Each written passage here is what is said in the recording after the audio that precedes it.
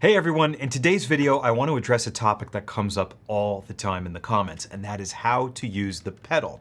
Now, I don't typically show the pedal in my tutorials because there is already way too much information on the screen, and I don't want to buy more cameras and overload you with 9 different things.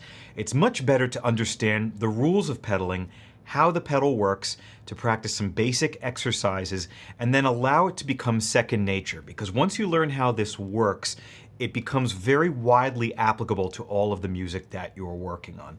So I started to film a pedal video this morning, and then I started to get deja vu, and I realized that I had done this already. It's chapter 15 in my piano fundamentals course. So what I'm going to do instead is just drop the video right here, right now, for you all to enjoy, and I hope it helps all of you. Pedaling. I get a lot of questions from students about how to pedal in pop music, rock music, jazz, R&B, anything non-classical. I'm going to give you 3 simple techniques that you can use to get a pretty similar result, which is hopefully beautiful and clear pedaling. The first thing we're going to do is talk about training the ears to recognize the first signs of blurriness, which are a typical problem when using the pedal. Often students will push the pedal down, they get some nice sustain, and then as they move on through a passage, it sounds like a blurry mess because they don't know when to lift and when to push their foot back down. The second thing we will talk about is following the left hand bass motion, or chord changes, in other words, to be efficient and clear when we pedal. And the third thing we will talk about is pedaling rhythmically in a set way. For instance, every 4 beats, every whole note, every half note, every quarter note. So those are the 3 things we will talk about. Let's use the musical examples that we just learned for the 7th chords, because why not? They all require pedaling, and now you don't have to learn any new music. So looking back at example number 1, which sounded like this,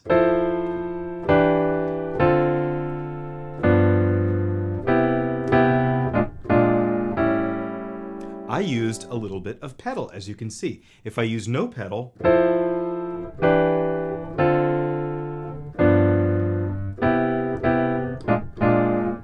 it's not bad, but it's a little bit more dry. There are some gaps and moments where the legato, the smoothness, is not really there the way that I want it to be. So how am I pedaling this? Well, let's think about the first technique, which is training the ears to recognize the first signs of blurriness when pedaling, thus creating a quick reaction to your foot, telling your foot to lift. Let me give you an example. I'm going to hold the pedal down and play the whole passage, and you will hear what happens if my foot just stays pressed down. It's a mess. Right? Nobody wants to hear that. When does the first sign of blurriness happen? When is there a total loss of clarity? Let's see. It's almost immediate. It's when I change chords, the F major 7 to the E minor 7 in the first bar. So this tells me, okay, I have to lift my foot, reset the pedal, which on a real piano would make the dampers sort of kiss the strings. The felt would hit the strings, stop the ringing, and then you could lift the pedal again, allowing the ringing to happen. You're resetting it and canceling out the notes that were just ringing, in other words. Like this. Much better, as opposed to this.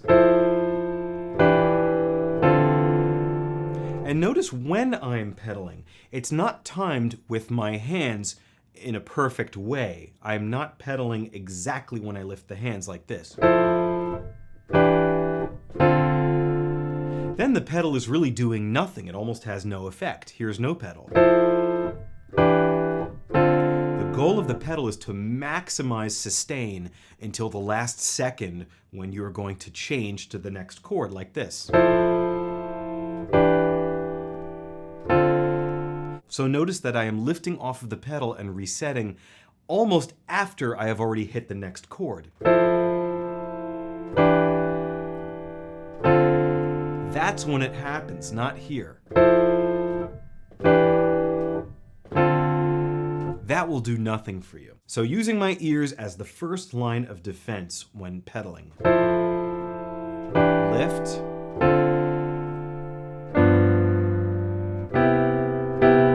Okay, why did I keep the pedal pressed down there?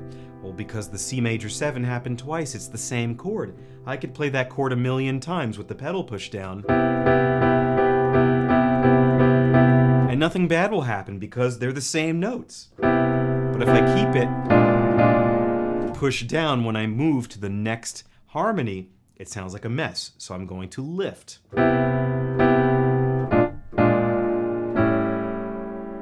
And I could make a stylistic choice here on that B flat 7 in the third bar. I could hold the pedal for both of those identical chords, which is fine. Or what I chose to do, because the first note is an 8th note, it's short, I used no pedal in order to emphasize the shortness, like this. And then I pushed the pedal down. And there's no real reason why, it's just what I heard in my head and what I wanted. And because I've trained the mechanism over time of ears, getting feedback from my playing, thus making a decision, thus telling my foot what to do, there's this loop that I've sort of trained over time to be quick and get the desired result that I want. The more you practice this, the quicker it will get, and your ears will react at the first sign of blurriness and tell your foot, hey, get off of the pedal. I promise it will happen if you practice it enough. If that technique just doesn't click for you, try to align your pedaling with the left hand, which in a lot of piano parts will dictate harmonic motion. Look at example number 2. The left hand goes F, G, A flat, B flat, C. And this is when the chords change. F minor, G minor, A flat. So these are clearly the moments when the harmony really shifts, and if you hold the pedal, it's going to get kind of messy. So in other words, let me hold the pedal all the way through.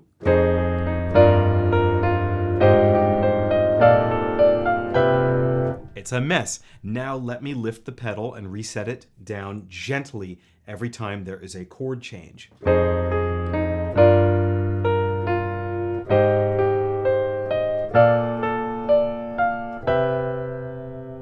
Now, why does the pedal work for all of those in-between notes? Well, because the in-between notes, like those in the right hand, are part of the chord. They work. I can keep the pedal held down and play those notes. They're part of the same harmonic family. It sounds good. But now moving to G, that's different. So holding the pedal down just doesn't sound right. I have to reset it. Reset. Reset. Reset. So this is using a slightly different approach to hopefully get the same result, which is clarity.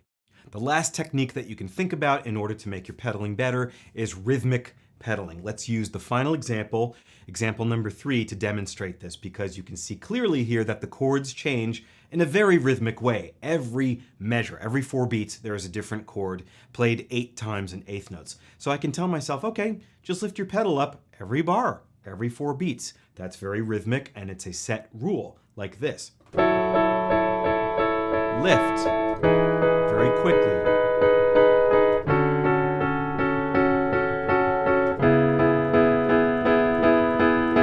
We want to maximize ringing, so notice I'm not doing, right? I'm not spending time up in the air. There is maximum sustain, and the reset to get rid of the blurriness, it's like an on-off switch. Like if you go to a light switch and go like this, on-off, right? That's what it is. It's very quick.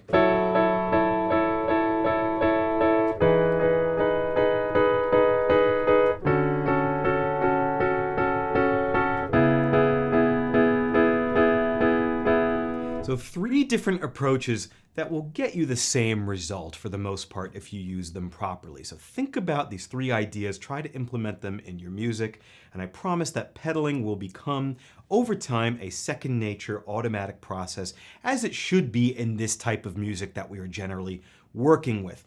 We are not going to look at pedal markings too often unless we're working with classical music, Broadway scores, or like super hyper-specific transcriptions. Generally in pop music, lead sheets, all the stuff we deal with, nobody's going to tell you when to pedal. You just have to know when the sustain is needed, and you have to use it appropriately and clearly. So these are 3 strategies to get you there with enough practice.